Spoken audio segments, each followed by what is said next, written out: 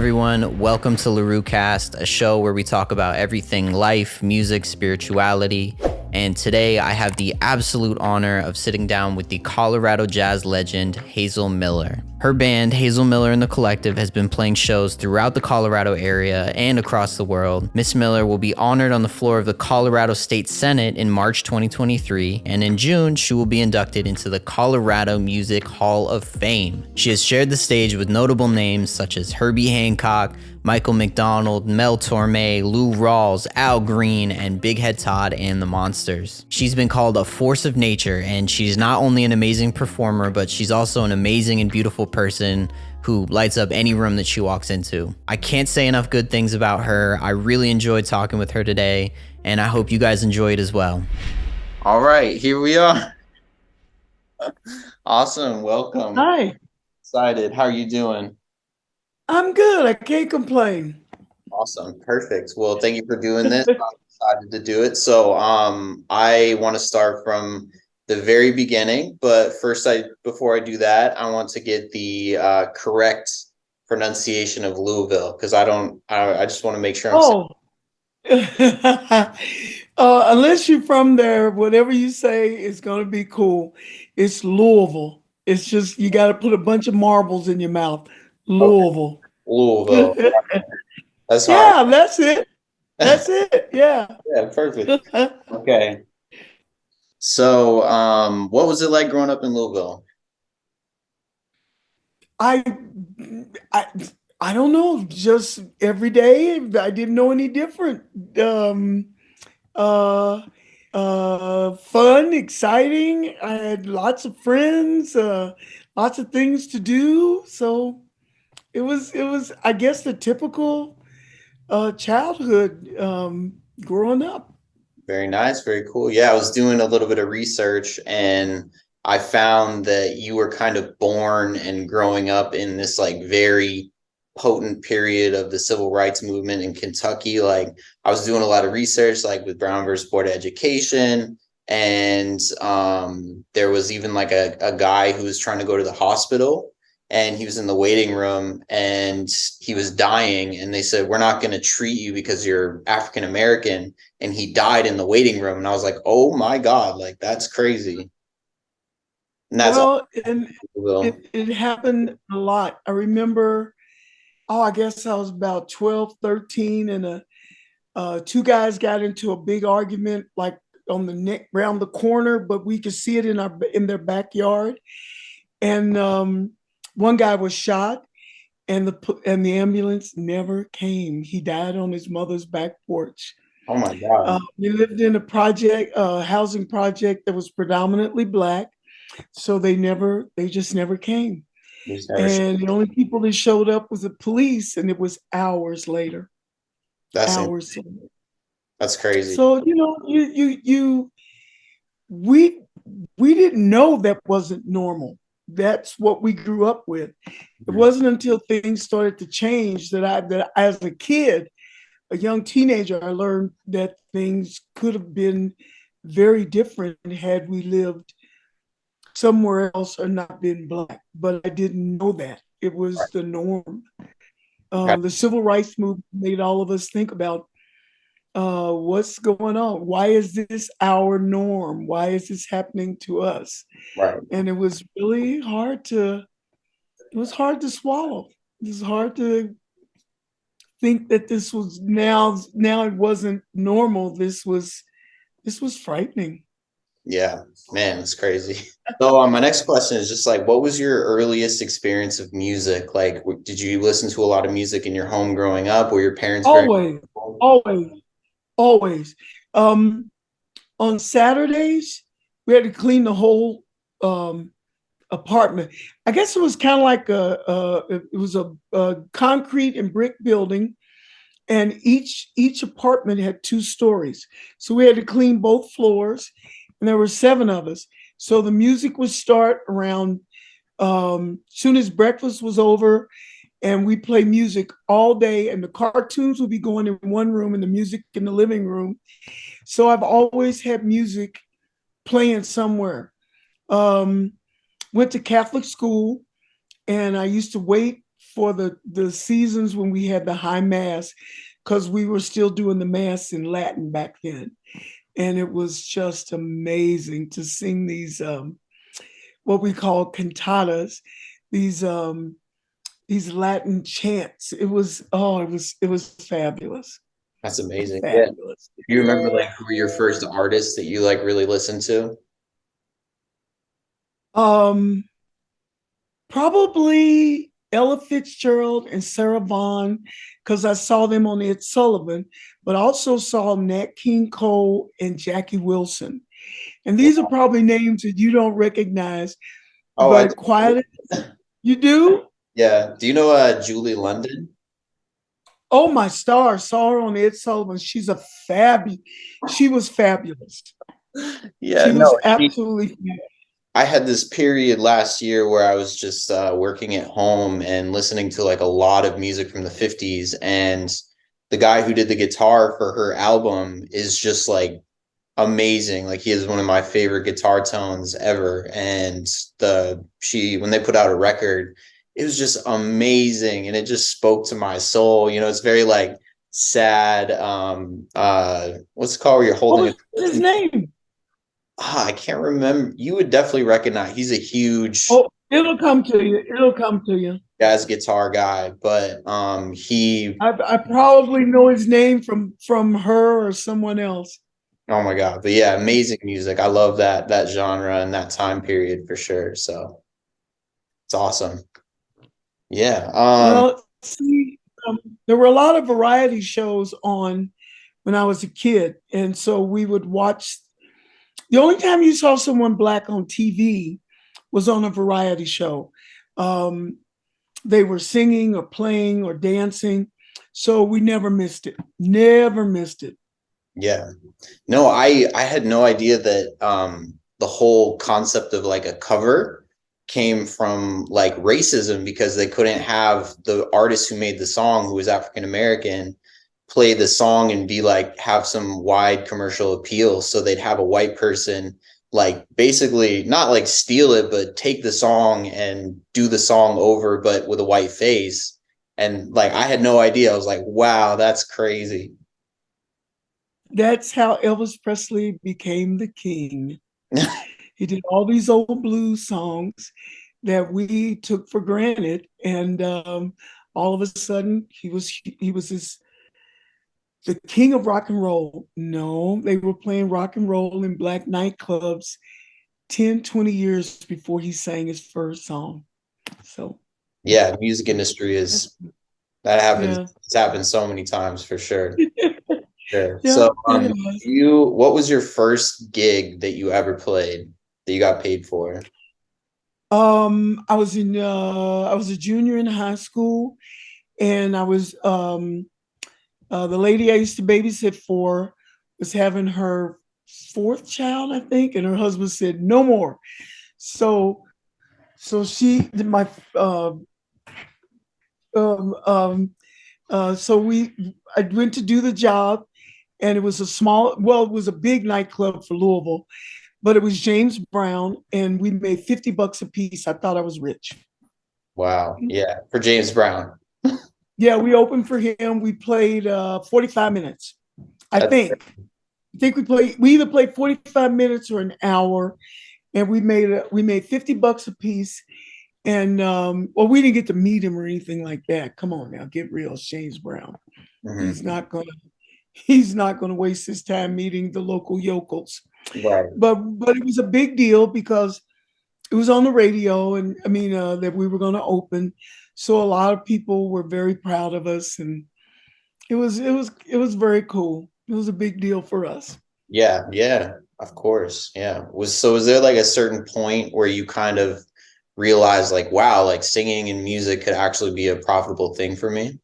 Oh, I always knew it. And when I was 8 years old, I told my mother I I'd seen a lot of ladies on TV, and I knew that's what I wanted to do. And I remember telling her, and she said, "Okay."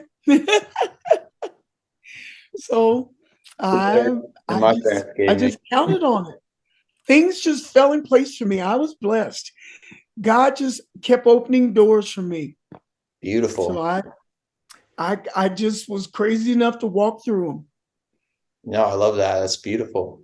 So what was your inspiration? Kind of what were you thinking at the time where you decided to move out of your state into Los Angeles? Oh, my mother passed away in 1980. And when the last thing she said to me, it was really sudden, it was unexpected.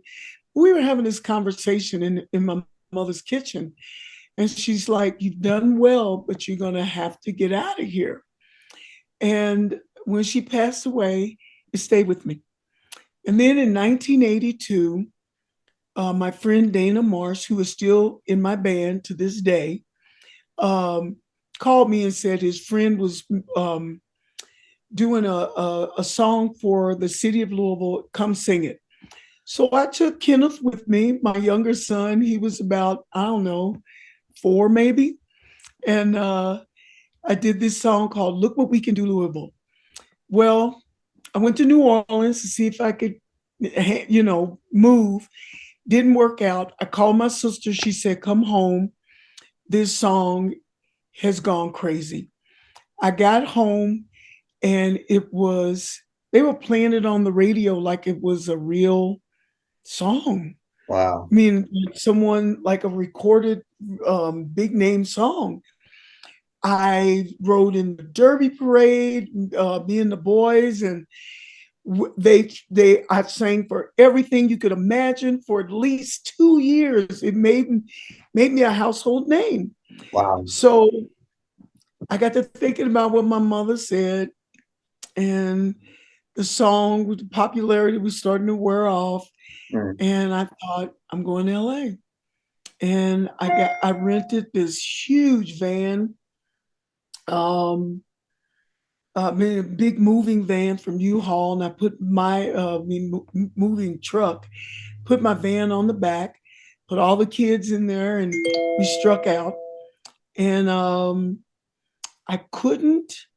we got as far as St. Louis, which was less than 6 hours out, and it broke down. And it kept breaking down in Kansas City. By the time we got to Denver, I was almost in tears, and we stayed. I gave them back. I didn't give them back. I parked the truck way out somewhere and figured they'll find it sooner or later. Right. I Yeah. was that angry. But I stayed, and I figured I'd work for a year or so and then go. But after being here for a couple of years, I realized this is my spot. There was nobody here doing the style of music I sing. So I got here in 84. In 6 years, I was working. I haven't had a day job, what we call a day job, Right. since 1986. Wow. That's beautiful. I've made a living singing. I've been a band leader, band owner since 87. And I never looked back. Beautiful. Never looked back. God sent me the most amazing opportunities in Denver, and I was in a position to accept them and move forward. Wow. So I did. Beautiful. Yeah. That's so cool. So what was the music scene like in Denver at that time? Exploding. It was, oh my goodness, there were so many great bands here.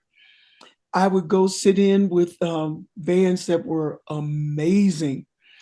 And after a while, I realized I don't want to work for these guys. One band, they were paying me one thing and paying themselves more. Another band, they expected me to work at the drop of a hat, and I had kids and I couldn't do that.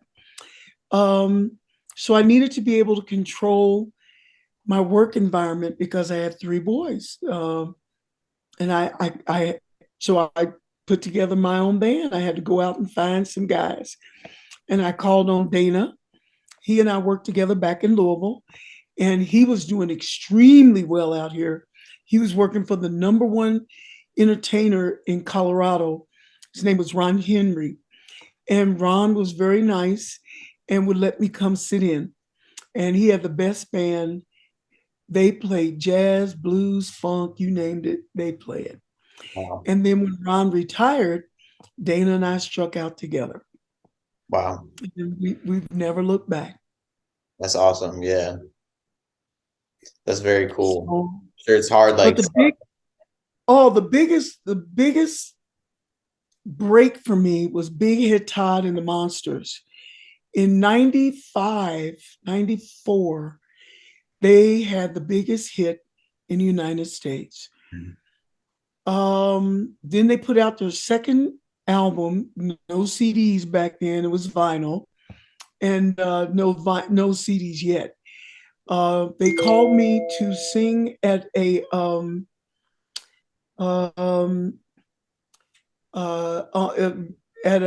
CD release party here in Boulder, because the young lady who sang on the record couldn't make it. She was from Minneapolis. right. She was a gospel singer from Minneapolis. And so I went and sang one song, and for whatever reason, their fans loved it. Wow. So in 1996, when my youngest son graduated from high school, they invited me to go on tour with them. And I stayed on the tour bus for almost 4.5 years. Wow. And when I got back to Denver, that opportunity made me one of the hottest tickets in Colorado. And I thank them for it. I will be eternally grateful. And I've turned that into a big stepping stone. And I've been rolling I've been rolling for years, and I don't look back. Beautiful. No, it's awesome. Keep moving forward. Keep moving forward. Yeah, I wasn't super like familiar with their catalog, and I kind of did a little research on Big Head Todd because a lot of people like recognize their name, and that one song, the Brown Dan Dan Dan, the one that's like boom, boom, boom, boom. Yeah, that one. Now that's a cover, and that was a television theme song for NCIS New Orleans. Oh wow! Okay. And every time that television shows plays in reruns, they make a boatload of money. Yeah, that sync money. I've been like kind of reluctant to get into sync and like learn a lot about sync, but it can be a really big payout for a lot of people. It's huge. It's absolutely huge. Yeah. A lot of people made their career with it, Think about it. Yeah, I just kind of feel like I don't know. I feel like it's kind of like maybe I don't want to say selling out, but if you're making a song, because a lot of people what they'll do is like they'll say, I need to make a song like for this reality TV show, just make something that's like a spacer in between the scenes. But I guess ideally if you make a cool piece of music like art for yourself, and then it appeals to that crowd, then that would be amazing. But I don't know. I always feel weird making music like for other people. I always want to make music for myself and not for any like commercial thing. But I don't know. That's a weird philosophy. But anyway, actually, it's a philosophy with a lot of integrity. Oh, thank you. That's beautiful. Yeah. So I have been to a couple of your shows, and they've all been amazing. I've been blown away.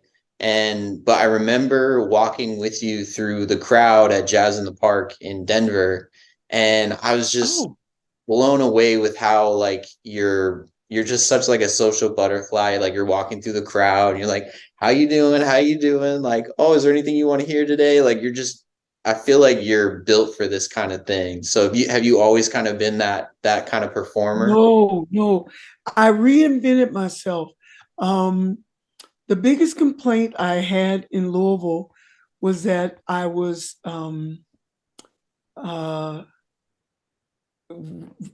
just kind of nothing. I just walk out, sing, and I let my voice do the talking because I was too afraid to interact. But when I got out here, I looked around and saw all the singers that were working, and I prayed on it. And I said, Lord, show me how to reinvent myself. So I would pick out people in the audience that I knew their faces or knew their names. And that made me feel more comfortable. And little by little, I became comfortable enough to just recognize people that I recognized their face. Didn't know their name, but they had been to so many shows, I knew who they were from being at the show. And I'm like, didn't you tell me that you like, Etta James? And then do that song. And then other people like, oh, I love that song. Right. So I'm not a songwriter. I'm not a musician. So I always like to think that I'm like Aretha and other women who became song interpreters, like Bonnie Raitt. Like I take other people's songs that mean something to me and I make it my own. Beautiful. And I think that's why people come to see us over and over again, because we make it our own. We don't just spit it back at them just like they heard it on the radio. Right. Yeah. That's really cool. No, I love that. You're like really good at ad-libbing. That's what I kind of noticed. And in between those spaces, in between songs, like you're very good at occupying the stage and kind of like making the crowd feel like it's a real thing that's happening in the moment. So that's really cool. Yeah, because if I don't, I get so scared. Oh my goodness, I want to run, but I can't run. I got to stand there and talk to them, make them. I got to thank them for being there, first of all. But more than anything, I want to invite them into the moment that I'm feeling. Right. And then when they're there, the show just kind of rolls, it just picks up momentum and rolls because they want to be there. Mm-hmm. And that's the difference. Mm-hmm. You've been to shows where it's so boring you walked out. Yeah. I've been to show, yeah. So I don't want to be that show where people walk out. No, it's hard. I feel like the hardest time in performing is when you're first starting out, because people don't know you. Everyone has this like barrier to you as like a performer. They're like, I don't really know you yet. So it's almost the hardest to break into. But once you have broken into, once they know who you are and they're coming to your show, it's so much more easy. And a lot of artists, like, bigger artists, when they're playing a show, they don't even have to sing the lyrics most of the time because the crowd is singing the lyrics. So the crowd is singing along. Yeah, it's like an inverse difficulty the more that you do it. But yeah, it's super cool. I love that. So what are some like major lessons that you've learned throughout? Because you have so much experience on the road, load-ins, load-outs, promoters and everything. What are like some major lessons that you've learned throughout the years? Have a good attorney more than anything. Have a good, honest working relationship with the people in your band. One of the things I'm the most proud of, I've been doing this probably 3/4 of my life. I have never bounced a band check. I've had a bunch of band leaders bounce checks, and I have 3 kids at home, and I'm wondering what I'm going to do. But I find that the more honest you are with the people you're working with, and working around you, the better your experience is going to be. The most obvious lesson I've learned is to be true to myself. I've been in bands where people were doing some things that I just did not agree with. And I quietly looked around and looked for somewhere else to quit that band and go somewhere else. And then after that became an enormous nuisance, I learned to trust myself enough to start my own bands. And I've never regretted it. I don't want to be in a situation where we were on the band bus And it was years and years and years and years ago. And I was just sitting in singing backup for a band that was from Nashville. And the police knocked on the door and we all were arrested. And I didn't do anything wrong. I was just in the wrong place at the wrong time. And I had two little boys at home. And by the grace of God, they never called me to trial. They got busted for buying weed inside from a police a narc and plain suit, whatever they call it. And that's how naive I was. I didn't know. This was like 1981, and I felt like I had my mother had just passed away. I felt like I had done her so wrong. I felt like I had just let her down, and that was another reason I needed to get out of Louisville and move forward and do something that was going to make her proud of me. I knew that in heaven she was watching out for me. She's still watching out for me. So I had to make all that sacrifice she made mean something. And all the sacrifice my boys made, I had to make it mean something so that they could be proud of me. That's what I learned from being a musician. Wow. And I learned that no matter what I do, if I work hard enough, I can have anything I want. And I put 3 boys through school working as a singer. Wow. I'm proud of that. Yeah, no, that's amazing. Something to aspire to for sure. Yeah. So my next question was like, do you have any horror stories that you like to tell from, I know that Cops is probably one of them, but But the worst horror story that any female vocalist can tell is being chased around an office by a club owner or an agent when you're there just to get paid.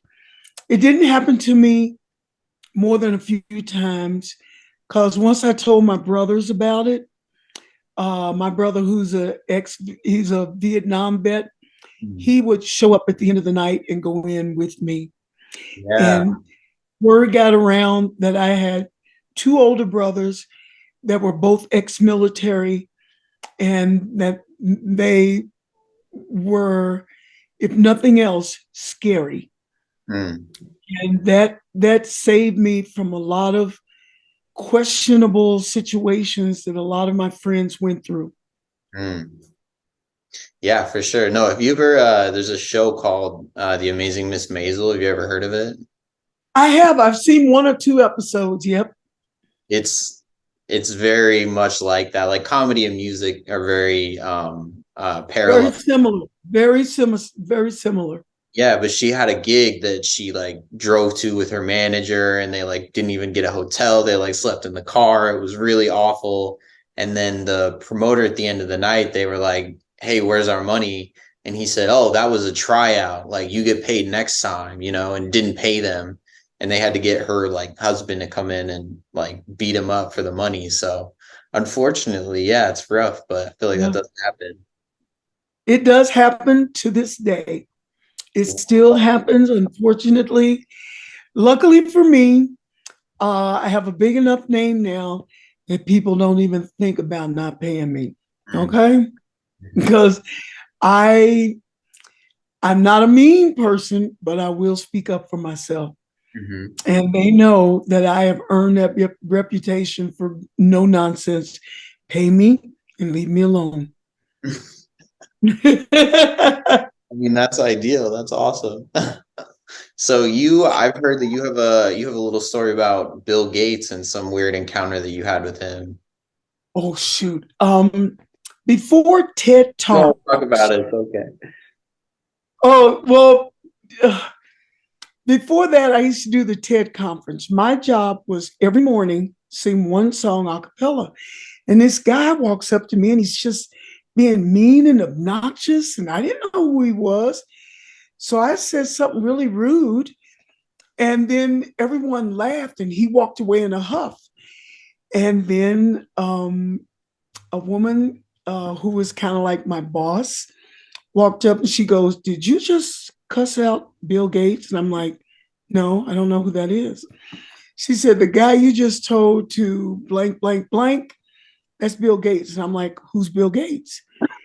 And she looked at me and she goes, "You know what Microsoft is?" I said, "Yeah, kind of." She goes, "That's Bill Gates." Oh And no. I'm like, "Oh my God, am I fired?" She goes, "No, everybody's laughing about it." And then a woman walked up and it was his wife, his new bride. They had only been married a month. She hugged me, she shook my hand, and she said, "That was the best." And she kissed me on the cheek and walked away. And for 11 years, she would make it a point to speak to me on the first day. It was the TED conferences. And she would speak to me every single year. After a while, after probably the last day, he did come up and say that he really liked my voice and thanks for coming. I didn't expect to be a regular, but I was a regular for 11 years. Wow. Yeah. And I cussed out Bill Gates the first day. Awesome, like badge of honor for sure. So um, I'm sorry, go I ahead. probably wouldn't have done it if I knew who he was. Yeah, But he but was being mean to me. so Yeah. yeah, that's super annoying. So I know it must be super exhausting, being a diva all the time and putting on a show. So I don't even wear makeup on the gig, so I am hardly a diva. I but am not a diva. what are some things that you do to help yourself when you're feeling kind of down? Um, I will make a set list and get there and read that crowd and just totally change the set list. And the guys know it's my MO, my modus operandi. And my songs make me feel better. The night of the Rodney King riots, we were playing in Fort Collins, and I was the only Black person in the room, period. And I asked them to turn off the TV because that's all that they were playing was the news, and I couldn't watch it anymore. Yeah. So the second set, I started out with a bunch of blues songs, fast and up tempo and slow. By the time I got to the second set, I felt 1,000% better. And that's what music does for me. It changes the misery, makes me happy. If I'm feeling sad, it makes me happy to be there. If I'm feeling happy, it just adds to the mood. Um, I've been blessed to find a way to make money that matches my heart and my soul. Oof. And a lot of people don't get that. Yeah. And I did, and I did, and I'm grateful, Wow. Love that. No, really grateful. that's the dream. Music is just such an amazing thing that like connects people and especially like larger groups of people. I was reading was reading recently that there's this thing that happens when a lot of people are together, tuned into the same frequency. And it Mhm. historically was a thing that happened in church. So everybody's at church, they're singing the hymns and everything. And you get this euphoric feeling of connectedness, of it's all going to be okay. And now in more recent times, as less people are going to church, it's something that can be accessible through music and concerts. So I Yeah. think that's why, especially in the digital age, music is always, live music especially, is always going to have a place as this amazing experience for people. And that's something that you've been providing people throughout the years that also helps you. So it's like a win-win. I There's a place up in Evergreen. It's a serious. It's a bar. There's nothing else you can call it. It's a little bear. And one New Year's Eve, we were stuck there. It was the only offer we got for New Year's Eve, so we decided to take it and do the best we could. It turned out to be a fabulous night. At midnight, everybody's waiting on me to sing "Auld Lang Syne," and something came over me, and I just started singing Amazing Grace a cappella into the mic, and the room went silent in a matter of seconds. Next thing I knew, the whole room was singing along with me, and I got to that last chorus, and the thunder from the applause made me cry. I had to leave the stage and go blow my nose and come back. So music will move a room, will move people close together when there's nothing else that can move them closer together. Stevie Wonder said it best. It is the only universal language on this entire earth. Yeah, no, I got the Stevie right there. So Stevie, yeah, love him. I He also said it best. got this.